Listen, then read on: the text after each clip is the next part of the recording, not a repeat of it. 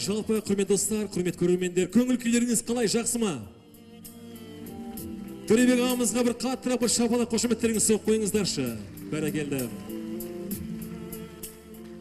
Тауда өскен бүлдіргенді кім терген, шіркін-ай, біздің қазақтың әндеріне жетпейді ғой.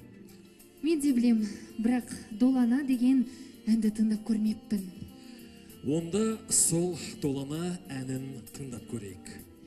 Осы кештің құрметті қонақтары, Қазақстанның еңбек сіңірген әртістері, құрмет орденінің иегерлері, Қанат Айткүл Құдайбергеновтерді сахна төріне шақырамыз. Қарсы алыңыздар. Армысыздар, ағайындар.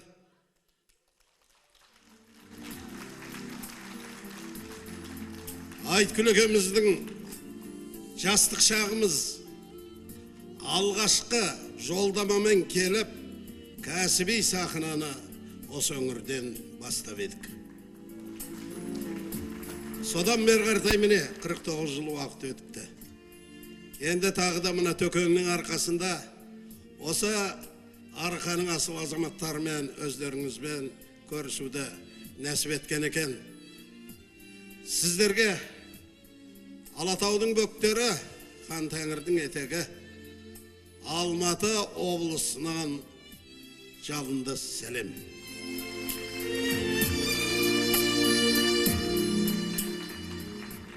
Өзі қызық, Төкеңді мен көргем жоқ, бүгін бірінші рет көріп отырмын.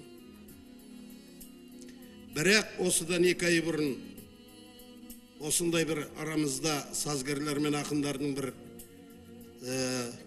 жаңағы шаты бар еді, сырласып отыратын. Сол жерден Төкеңмен танысып, 1-2 әнін алып таңдап, сол әнді естігеннен кейін, сол әнді бастап дайындағаннан кейін мен Төкеңді 50 жылдан бері қаратай білетін адамдай жақын санап кеттім. Өйткені Төкең жас кезінен халық арасында өзінің әдемі өнерімен, жақсы әуенімен араласып өсіп, халықпен бірге бітесіп қайнасып кеткен екен. Төкеңнің қай әнін алсаң да халықтың үні тұр. Қай өлеңін оқысаң, қазақтың қарапайым қара өлеңінің сарыны тұр.